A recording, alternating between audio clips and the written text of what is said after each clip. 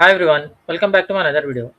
Today I am going to show in this video how to view media library on your VLC Media Player.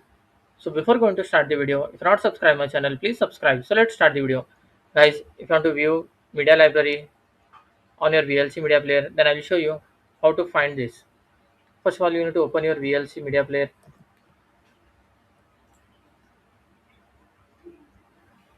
Here you will find View tab. Click on that. Then click on Playlist.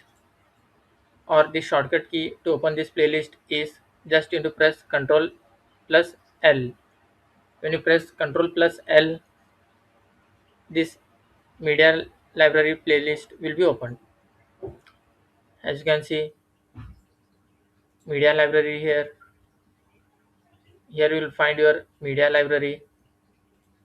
If you want to create, add any media, just right click from here and you can add your media from here.